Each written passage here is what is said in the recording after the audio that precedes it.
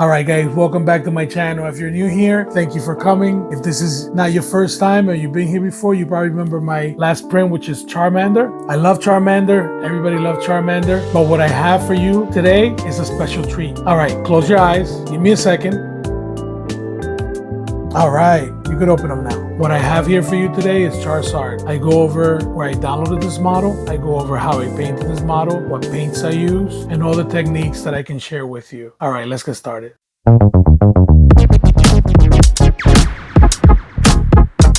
All right, check this out.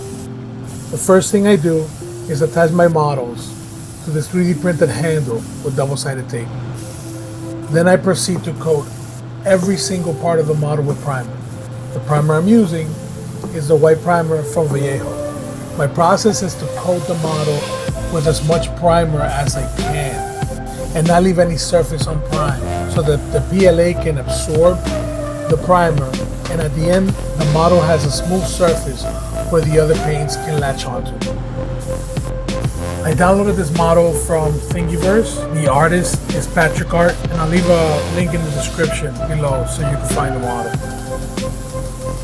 I then give this model of Charizard a base coat of orange, since most of the model is already this color. I will try to cover every part of the model and repeat what I did with the primer. The paint I'm using is an acrylic paint from Createx, specific for airbrushing. I will spray every angle, the back, the sides, the neck, the bottom, and let's not forget the tail. Even the flame tip of its tail gets a coat of orange.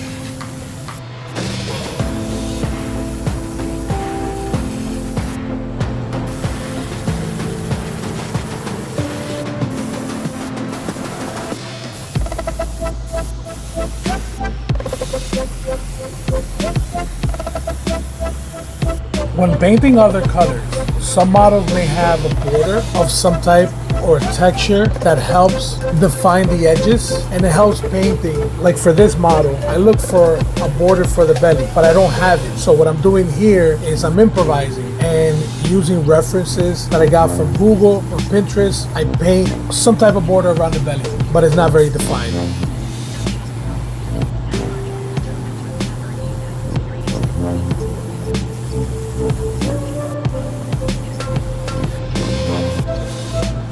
I then move to the bottom of the model, to the tail. As you can see, there's a small border at the bottom of the model. Then I move to the wings.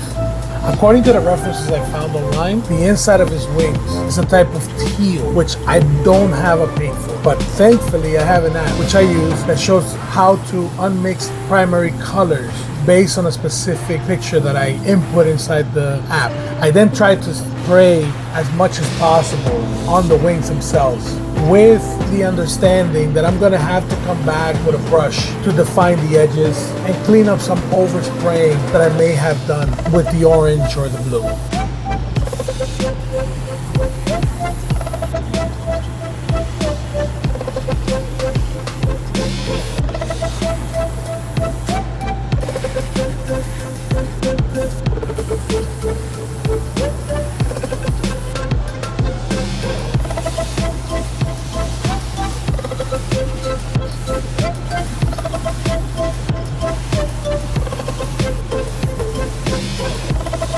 I then move to the mouth area with a pretty dark red. I'm not being very precise, as I will paint over the teeth, because these elements will be painted with a brush and some craft paint at a later point.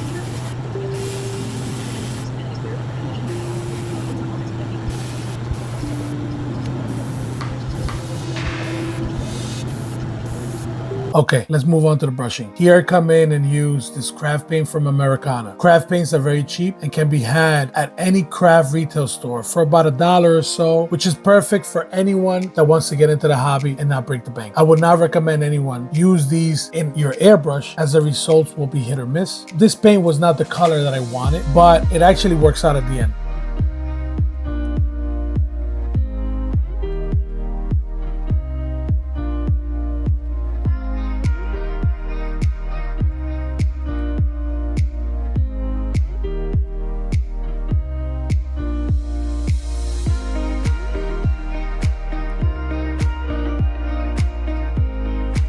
My process for thinning these paints is to use distilled water in a syringe. I use a few drops and boom, I mix them.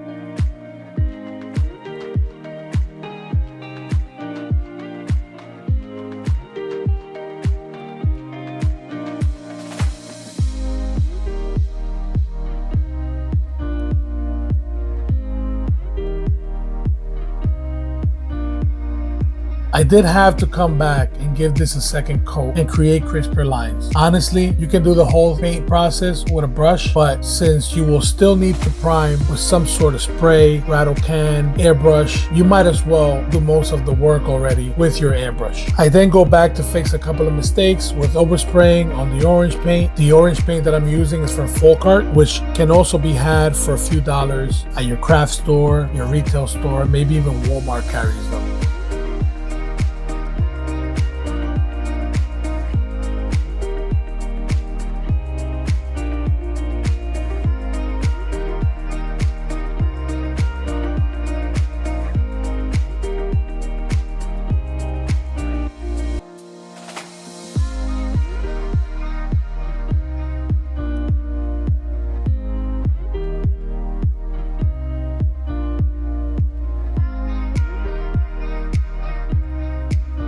I then proceed to do cleaning of the mouth with another craft paint by Folkart. By the way, all these paints are acrylic, and this is where most of my experience comes from.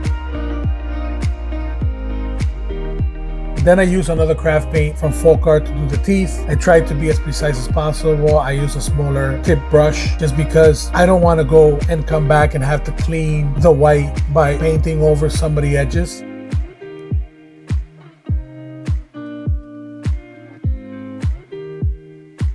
And then my favorite part of this painting process, where I came in and gave Charizard a mani-pedi. I'm not sure if this specific Pokemon has toes or if these are his nails, but either way, I did my best to paint his nails and give him a good manicure so that he was presentable later on. Anyways, if you know the anatomy of these Pokemon and you want to correct what I'm saying, or you think what I'm saying is cringe, please leave me a comment. I'm more than happy to come back and have a little bit of a discussion with you, maybe some banter back and forth. Just leave a comment.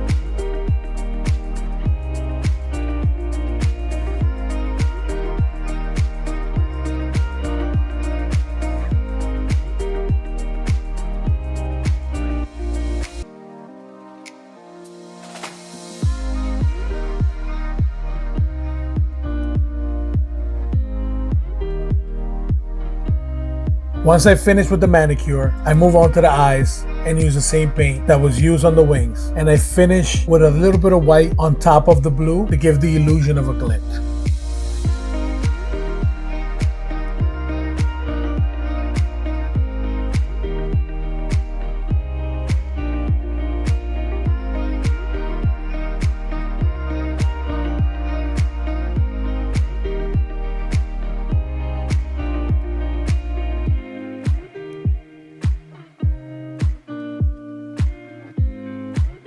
Alright guys, if you enjoyed this video, please leave me a like. And if you enjoy what I'm doing here, please subscribe so I could keep on making videos for you guys. It helps me a ton in the algorithm. And again, if this is your first time, thank you for being here. If you're a continued supporter, I appreciate you a ton. Thank you and have a good week.